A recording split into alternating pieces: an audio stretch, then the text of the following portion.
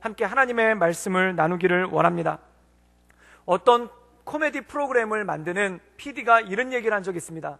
코미디언들에게 진정으로 필요한 것은 유머 감각뿐만 아니라 또한 열정이 필요하다라는 그러한 이야기를 했습니다. 그래서 그 이야기를 한 이유가 뭐냐면은 이 코미디언들이 하나의 프로그램에 나와서 사람들을 웃기는데 시간이 2분이나 5분 정도밖에 걸리지 않는다고 합니다. 그런데 이 2분이나 5분을 위해서 이 코미디언들이 일주일 내내 아이디어를 내고 회의를 하고 또한 그것에 대해서 연습을 하고 준비를 한다는 것이죠. 그런데 이 코미디언으로 뽑힌 사람들을 보면은 텔레비전에 코미디언으로 나오는 사람을 보면은 되게 안 웃긴 사람이 어디 있겠습니까? 모두가 굉장히 재밌는 사람들이고 남들 웃기는데 일가견이 있는 사람들이 바로 이 사람들이죠. 그래서 이런 분들 보면은 정말 말 그대로 남들 웃기는 재능을 타고난 사람들입니다. 그래서 어렸을 때는 학교 다닐 때 뭐 오락부장이나 친교부장 같은 것은 도맡아 하고 또한 소풍을 가거나 수학여행을 가면은 반 대표로 나가서 전교생을 웃기고 재밌게 해줬던 그러한 사람들이 주로 코미디언이 되죠. 그래서 어떤 분은 어떤 코미디언 중에 한 분은 말이나 행동으로 웃기는 것뿐만 아니라 얼굴 생김 자체가 너무 재밌고 웃기게 생겨가지고 이분이 연극을 잘해서 부활절날 교회에서 예수님 역을 맡아서 십자가에 고난당하는 역을 하는데 그 얼굴이 너무 웃겨가지고 이 예수님이 십자가에 달렸는데 온 교인이 다 깔깔깔 웃는 그런 참사가 벌어지기도 했다고 합니다. 그런데 이분이 코미디언 시험을 보러 갔는데 방송국에서 5명의 심사위원이 있었는데 이분이 그 방 안에 들어오자마자 얼굴만 보고도 깔깔깔 웃어가지고 이분이 아무런 연기도 하지 않고 코미디언에 당선됐다는 그러한 분이 있습니다. 뭐 이 정도면 완전히 타고난 거 아닙니까? 근데 이분이 어떤 얘기를 하냐면은 매주 무대에 설 때가 굉장히 두렵다는 겁니다.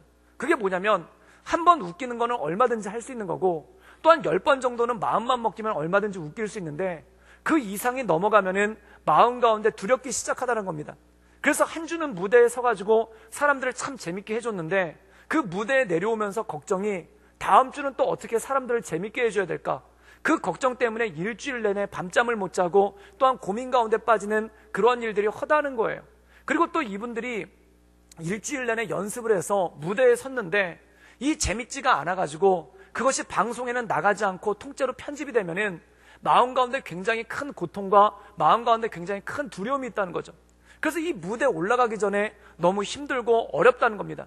그래서 많은 코미디언들 중에 정신과 상담을 받으시는 분들이 생각보다 굉장히 많고 그리고 유명한 몇몇 코미디언들 중에는 공황장애라는 이런 정신질환을 앓고 있어서 정기적으로 약을 먹거나 또한 의사의 상담을 받는 분들이 굉장히 많더라는 겁니다. 사람들을 웃기는 재능을 그렇게 타고났는데도 불구하고 매주 하다 보면 어느 순간 자기 한계를 경험하고 또한 그 한계를 경험했을 때 마음속에 오는 공포는 어마어마하다는 거죠. 근데 이게 단지 코미디언에만 국한된 게 아니라 가수들도 마찬가지입니다. 이 가수들 얼마나 노래를 잘하는 사람들입니까?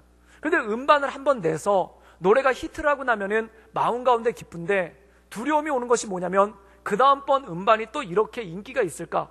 그것에 대한 두려움이 굉장히 크더라는 거예요. 그래서 이 두려움이 얼마나 큰지 굉장히 많은 연예인들이 이 공포감에 사로잡힌다는 거죠. 그래서 최근에 보면은 몇몇 연예인들이 마약에 손을 대서 사회적 물의를 일으키는 그러한 모습이 있는 것을 보게 됩니다. 근데 그분들을 바라볼 때 이분들이 재능이 없는가? 그것도 아니에요. 인기가 없는가? 그것도 아니에요. 이분들이 어떤 능력이 없는가? 그것도 아닙니다. 돈도 있고 재능도 있고 인기도 있는데 이들이 왜 마약에 파묻혀 살겠습니까? 그 이유는 뭐냐면 물론 방탕한 기질이 있기 때문에 그런 분들도 있겠지만 마음 가운데 공포가 있고 마음 가운데 두려움이 있다는 거예요. 그 마음 가운데 있는 공포와 두려움을 이기지 못해서 마약에 손을 대는 그러한 경우가 굉장히 많더라는 겁니다. 그런데 이렇게 인간의 한계를 느끼는 것은 드러나는 위치에 있는 연예인들은 그것이 잘 드러나지만 일반적으로 살고 있는 우리 역시도 얼마나 그런 한계와 어려움을 가지고 있습니까? 사람이 살아가면서 가장 기쁜 것 중에 하나가 뭐냐면은 자기가 성장하고 있다는 것을 느낄 때는 겁니다. 그래서 어린아이들이 키가 자랄 때마다 굉장히 기뻐하고 좋아하죠. 또한 회사 다니는 사람들이 뭔가 일에 성과를 내고 승진할 때마다 마음 가운데 기쁨과 즐거움이 있죠. 그런데 어느 순간 이것이 절정에 오르게 되면 멈춰버리고 그 이후로는 쇠퇴하기 시작하더라는 겁니다. 그래서 아무리 열심히 노력하고 애써도 현상 유지도 쉽지 않고 오히려 점점점 퇴보하고 이 퇴보의 과속도가 붙는 그러한 모습을 볼 때 마음 가운데 큰 두려움과 공포가 있다는 것이죠. 또한 사람들 마음 가운데 이런 것이 있습니다. 전에는 병원에 가면은 병이 낫는다는 확신이 있습니다. 그렇기 때문에 병원에 가는 것을 어려워하거나 두려워하지를 않죠. 그런데 어느 순간에 병원에 가도 병이 낫지 않을 거라는 그런 두려움이 들기 시작합니다. 그래서 어느 순간부터는 병원을 가는 것이 몸이 낫기 위해서, 치료를 받기 위해서 병원에 가는 것이 아니라 마치 내 몸에 어떤 병이 있는지를 확인하러 가는 것 같은, 또한 내 몸이 갈수록 안 좋아지고 있다는 것을 확인하러 가는 것 같은 그러한 마음의 공포감이 들기 시작해서 병원 가는 것이 꺼려지고 힘들어질 때가 굉장히 많다는 것이죠. 사랑하는 여러분, 이것은 무엇입니까? 사람은 자기에게 있어서 한계를 경험할 때, 또한 자기에게 있어서 자기의 밑바닥을 경험하기 시작할 때 그때부터 힘들어지고 어려워진다는 것입니다. 그런데 인간이 궁극적으로 겪어야 되는 한계는 무엇입니까? 바로 죽음이라는 것입니다. 그래서 세월이 지나갈수록 언젠가부터 이 세월 지나가는 것이 무섭기 시작하고, 또한 계절 바뀌는 것이 무서워지기 시작하고, 또한 어느 순간 내 생명이 한치 없어지고 있다라는 그러한 공포감 가운데 마음의 두려움과 우울이 우리의 마음을 사로잡을 때가 있다라는 겁니다. 사랑하는 여러분, 한계 앞에서 담대할 수 있는 사람은 아무도 없습니다.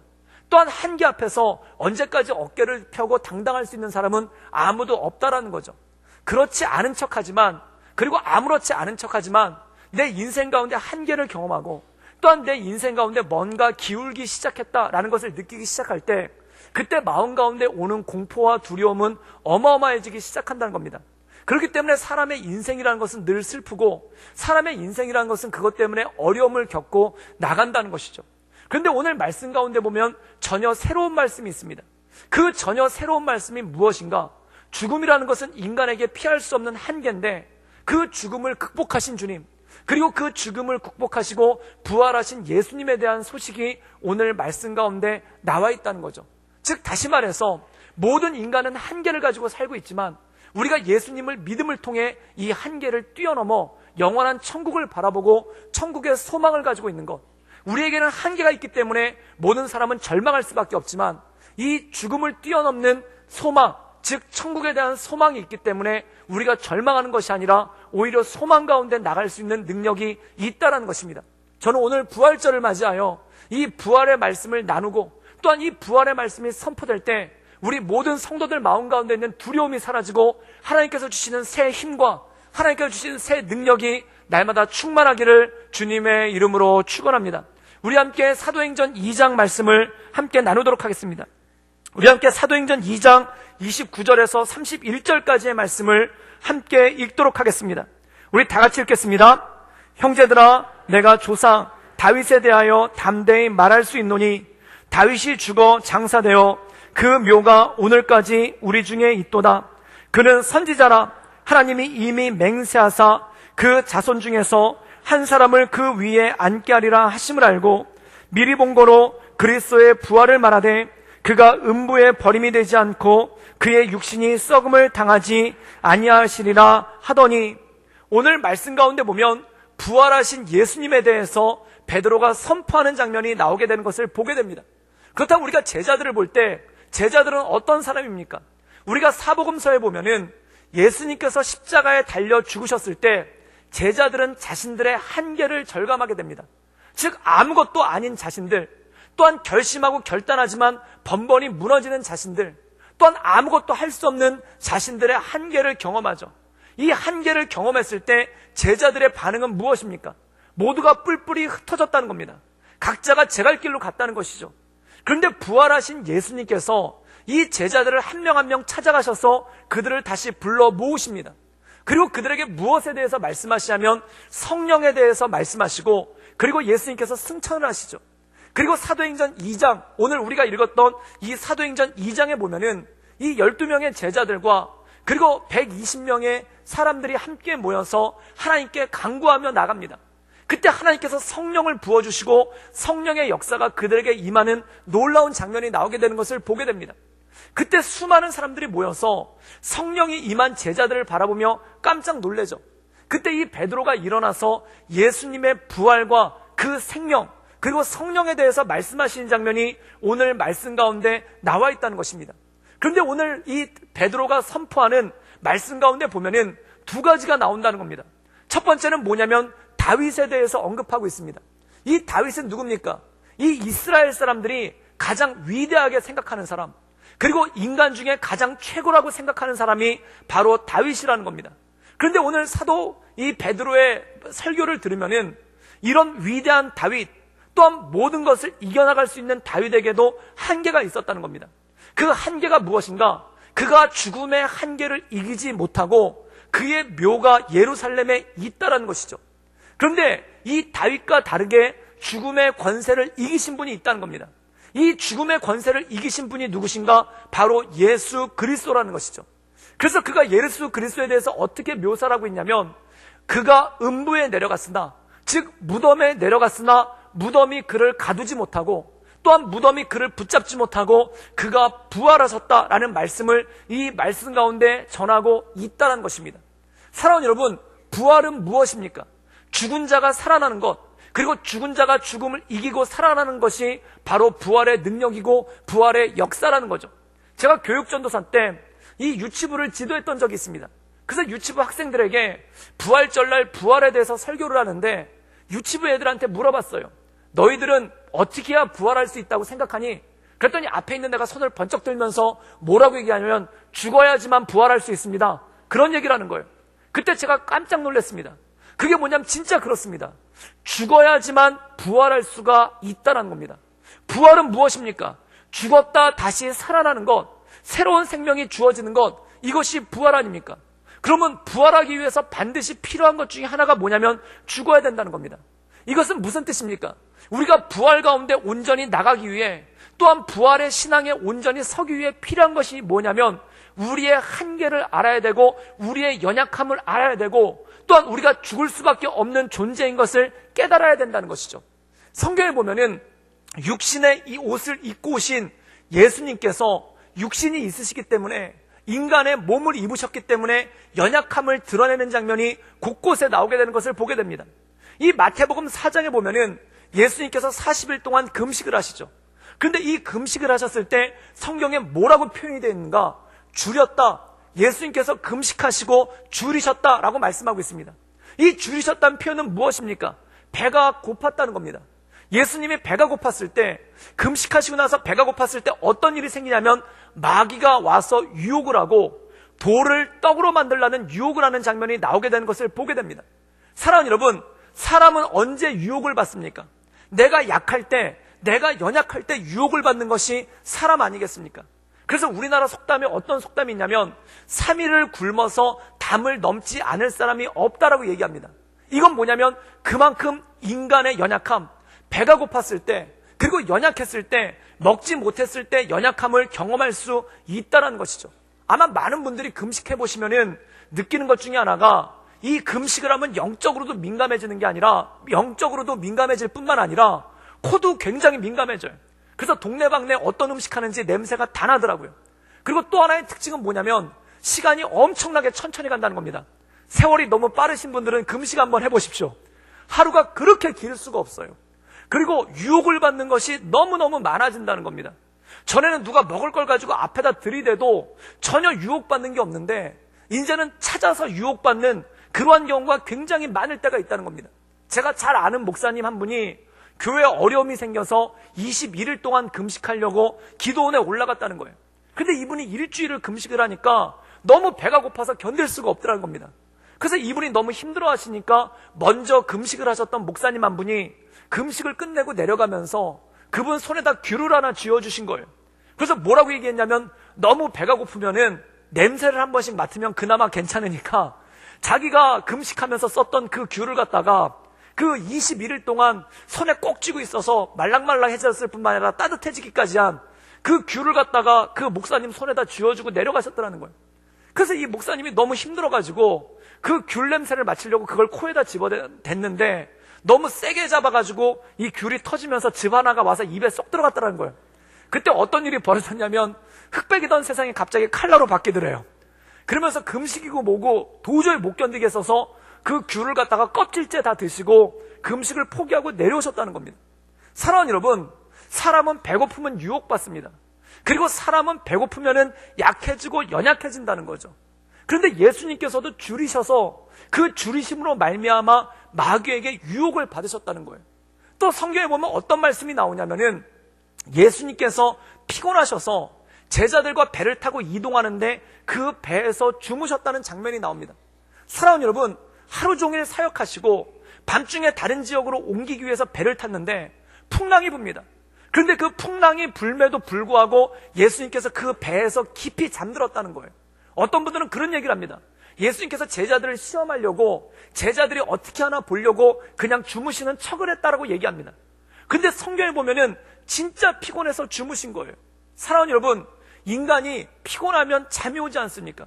또한 인간이 피곤하면 쉬어야 되지 않습니까? 제가 면접교회에서 사역을 할 때 이 저녁에 화요 성령 집회라는 집회가 있는데 그 집회가 끝난 다음에 안수기도를 해주는데 그때 많은 분들이 와가지고 안수기도를 해주다 보니까 2시간 넘게 기도를 해준 거예요. 그래서 집회가 다 끝나고 나니까 거의 12시가 다 된 겁니다. 그래서 저희 집으로 운전을 하고 가는데 저희 집이 좀 멀었어요. 차로 운전을 해서 40분을 가야 되는 거리인데 운전을 하고 가다가 중간에 너무 피곤하고 너무 졸린 겁니다. 그래서 차를 갓길에다 세우고 그리고 거기서 잠깐 잠이 들었는데 눈을 떠보니까 새벽 4시 반인 거예요. 그리고 5시에 새벽 예배를 섬겨야 돼가지고 가다가 거기서 집에도 못 들어가고 차를 돌려서 교회에 와서 새벽 예배를 섬겼던 그러한 적도 있습니다. 사랑하는 여러분, 사람이 피곤하면은 주체할 수가 없고 사람이 피곤하면 견디기가 힘든 거예요.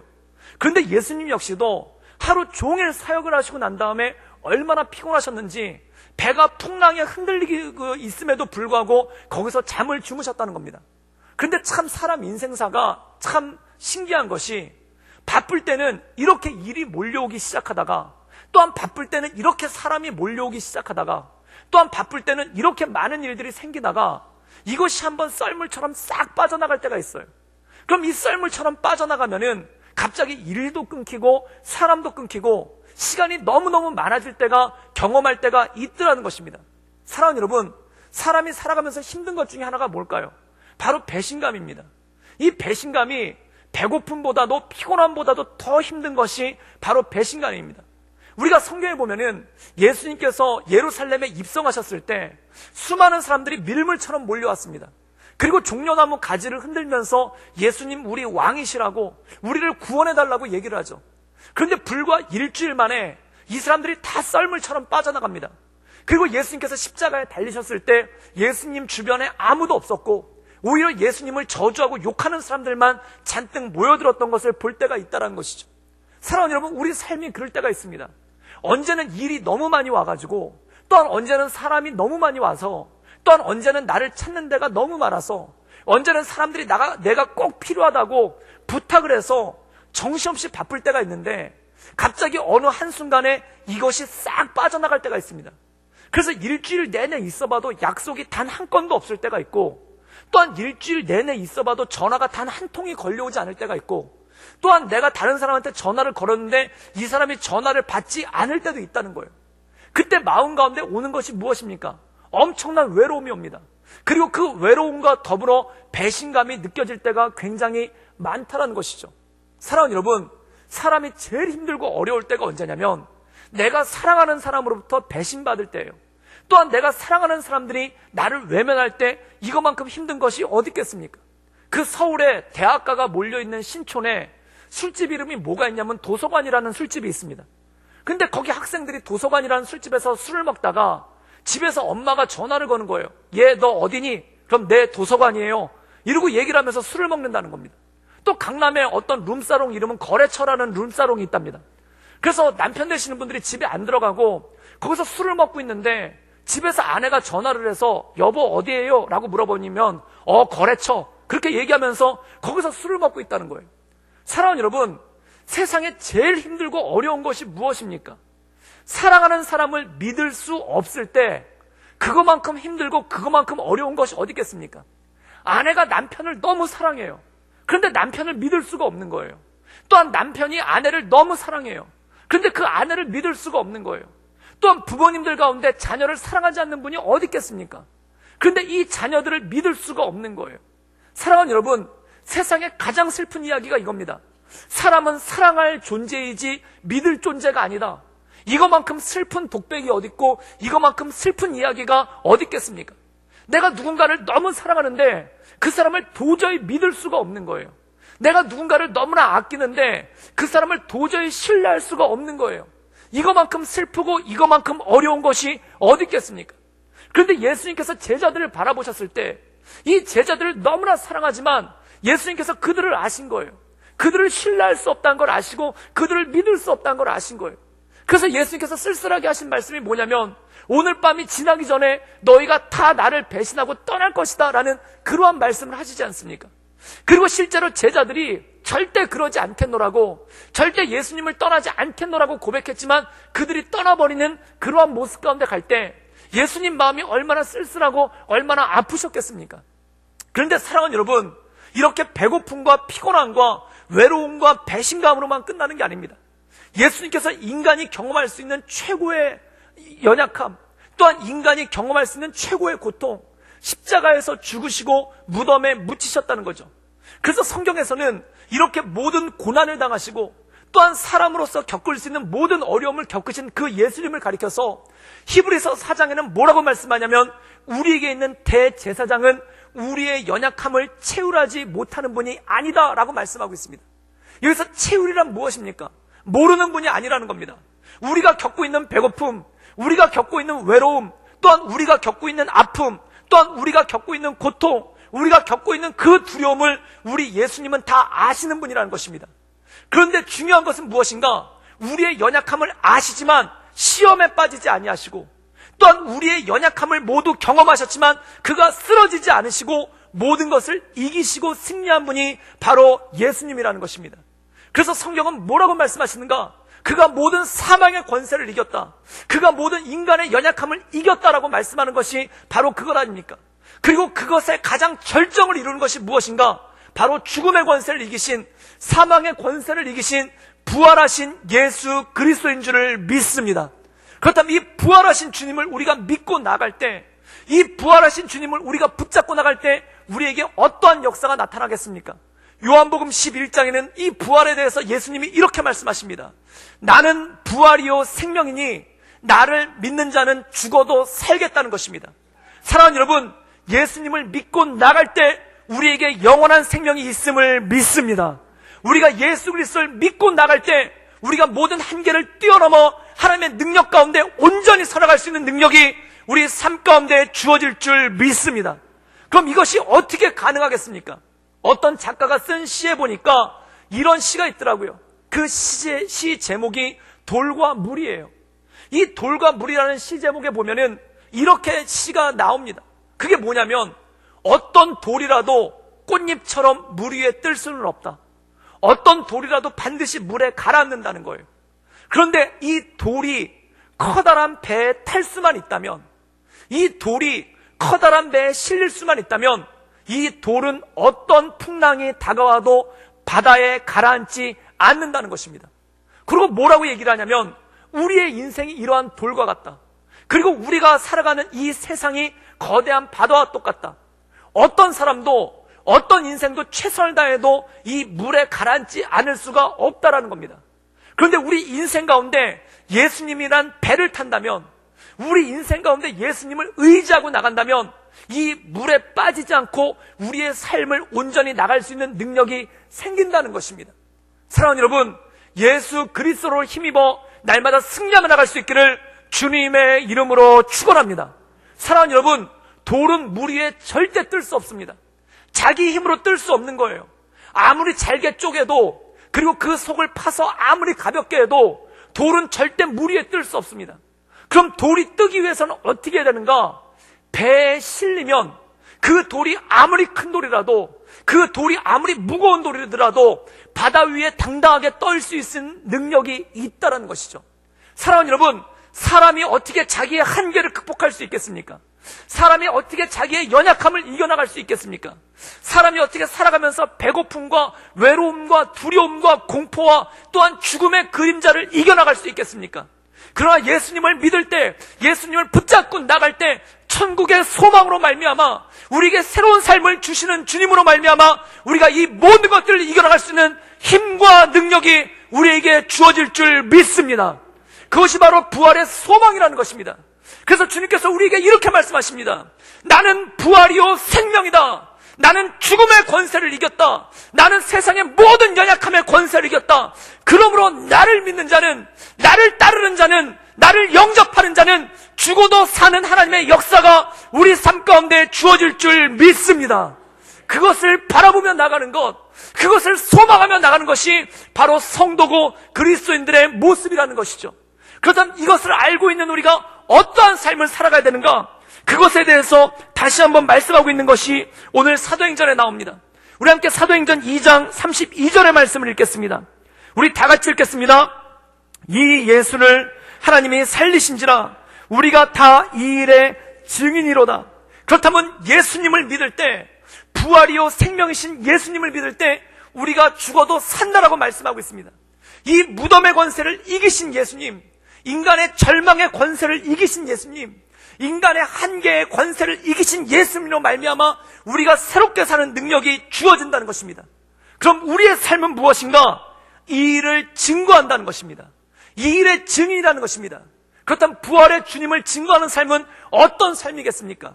물론 우리의 입술을 통해, 만나는 사람들을 통해 예수님 믿으라고, 또한 예수님 믿으면 구원이 임한다고 전파하는 것 굉장히 중요한 것입니다. 그러나 우리의 삶을 통해, 우리의 인생을 통해, 우리의 삶의 모습을 통해 부활을 드러내기를 주님의 이름으로 축원합니다. 그렇다면 우리의 삶을 통해 부활을 드러내는 것은 무엇이겠습니까? 데살로니가 전서 5장에 보면 사도 바울은 이렇게 말씀하고 있습니다.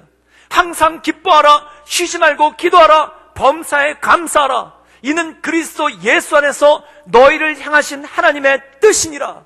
사랑하는 여러분, 항상 기뻐함을 통해, 쉬지 않고 기도함을 통해, 범사에 감사함을 통해 하나님의 뜻을 이뤄내는 모든 성도들 되기를 주님의 이름으로 축원합니다. 그렇다면 우리가 기뻐하는 것이, 우리가 기도하는 것이, 그리고 우리가 감사하는 것이 왜 하나님을 드러내는 인생인가? 사랑하는 여러분, 인간의 삶을 곰곰이 묵상해 보십시오. 인간의 인생을 곰곰이 묵상해 보십시오. 이 노벨 문학상을 받은 작품들은 대부분 인간의 인생에 대해서 이야기하고 있어요. 또한 인간의 내면에 대해서 이야기하고 있어요.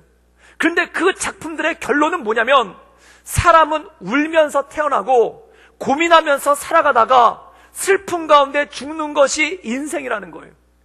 그 사슬에서 벗어날 수가 없다는 겁니다. 그 굴레에서 벗어날 수가 없다는 겁니다. 그래서 노벨 문학상을 받은 인간을 최고로, 인간의 내면을, 인간의 본성을 가장 정확하게 탐구했다는 그 노벨 문학상 작품들을 보면은 전체적으로 분위기가 다 우울해요. 그리고 전체적으로 분위기가 다 슬퍼요. 왜 그렇습니까? 인간의 삶이 슬프기 때문에 그렇다는 거예요. 왜 슬픕니까? 한계를 경험하기 때문에, 병들기 때문에, 죽음의 공포가 다가오기 때문에, 그리고 우리가 살아가는 세월이 죽음을 향해서 한 걸음 한 걸음 나가는 것 같기 때문에 모든 사람의 인생이 슬프고 우울하고 어둡다는 거예요. 그러나 우리가 기뻐할 수 있는 능력이 어디서 오겠습니까? 또한 우리가 감사할 수 있는 능력이 어디서 오겠습니까? 우리가 기도할 수 있는 능력이 어디서 오겠습니까?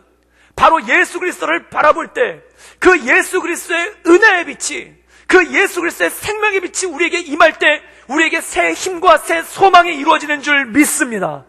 바로 예수 믿는 사람들은 누구인가? 천국을 바라보며 나가는 사람들이라는 거예요. 하나님의 나라를 바라보며 나가는 거예요. 세상 사람들은 죽음이 끝입니다. 죽음이 한계입니다. 죽음에서 모든 것이 멈춰버리고 죽음에서 모든 것이 스톱이라는 겁니다.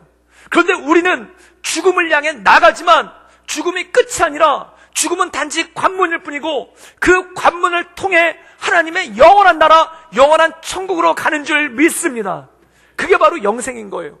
그것을 소망할 때, 그것을 바라볼 때 우리 인생 가운데 어려움을 겪지만, 한계를 경험하지만 그럼에도 불구하고 하나님께 기뻐할 수 있는 삶, 또한 하나님께 기도하는 삶, 또한 하나님을 찬양하며 감사할 수 있는 삶이 우리 삶 가운데 이루어진다는 것입니다. 저는 우리 모든 성도들이 그러한 삶을 살 수 있기를 주님의 이름으로 축원합니다. 이 가운데 인간의 한계를 경험하며 배고픔 가운데, 피곤함 가운데, 외로움 가운데, 배신감 가운데, 또한 죽음의 두려움 가운데 떨고 계신 분들이 있다면 하나님께서 그분들에게 새 힘 주셔서, 새 능력 주셔서 하나님을 기뻐하며, 하나님을 찬양하며, 하나님께 기도하며, 하나님께 감사하며 나가는 그러한 삶이 될 수 있기를 주님의 이름으로 축원합니다.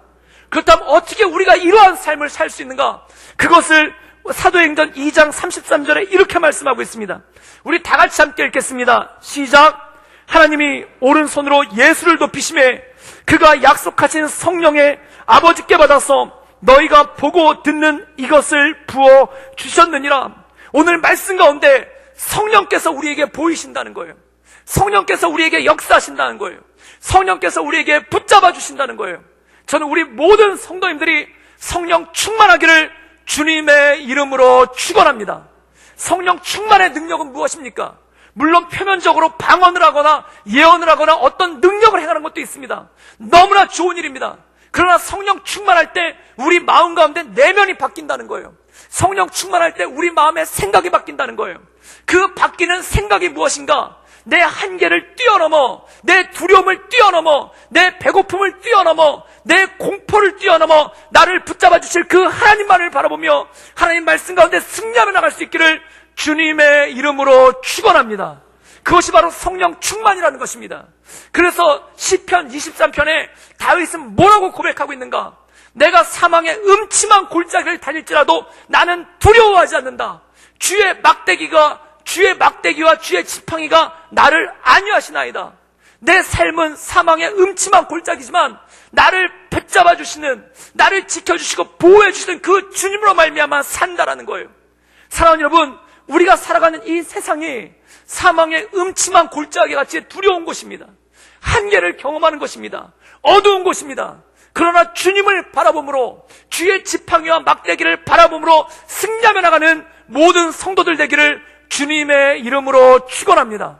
성령 충만이란 바로 이 주님을 바라보는 것입니다. 성령 충만이란 그 사망의 음침한 골짜기에서도 하나님만을 바라볼 수 있는 능력이 바로 성령 충만이라는 것입니다. 그래서 이사야서 40장 31절에는 이렇게 말씀하고 있는 거예요. 오직 여호와를 앙망하는 자, 여호와를 바라보는 자는 새 힘을 얻으리니 독수리가 날개치며 올라간 같을 것이요 다른 박질하여도 곤비하지 아니하겠고 걸어가도 피곤하지 아니하리로다. 사람이 달려가는데 왜 곤비하지 않겠습니까? 사람이 걸어가는데 왜 피곤하지 않겠습니까? 사람은 한계를 가지고 있기 때문에 많이 걸으면 피곤하고 많이 달리면 곤비해지는 거예요. 그러나 오늘 말씀 가운데 뭐라고 말씀하는가? 오직 여호와를 바라보는 자는 새 힘을 얻으리니, 오직 여호와를 앙망하는 자는 새 힘을 얻으리니 독수리 날개치며 올라간 같을 것이요 그가 다른 박질하여도 곤비하지 않고 걸어가도 피곤치 아니하리로다. 저는 이 말씀이 우리 모든 성도 가운데 임재하기를 주님의 이름으로 축원합니다. 그리하여 사망의 음침한 골짜기 같은 이 세상을 우리가 걸어갈 때, 그리고 광야 같은 이 세상을 우리가 뛰어갈 때 우리가 오직 우리를 지켜주시고 인도하시는 그 하나님을 바라봄으로 말미암아 기뻐하는 삶, 기도하는 삶, 찬양하는 삶, 이 삶을 통해 그리스도의 온전한 증인으로서의 삶을 살아가는 우리 구덕교회 모든 성도들 되기를 주님의 이름으로 축원합니다. 함께 기도하시겠습니다.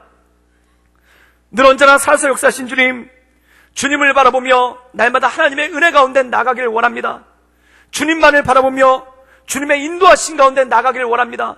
주님, 우리 삶 가운데 역사하시고 우리의 삶을 인도해 주셔서 오직 하나님만을 바라보며 하나님만 의지하며 나갈 수 있도록 주님 이끌어 주시옵소서.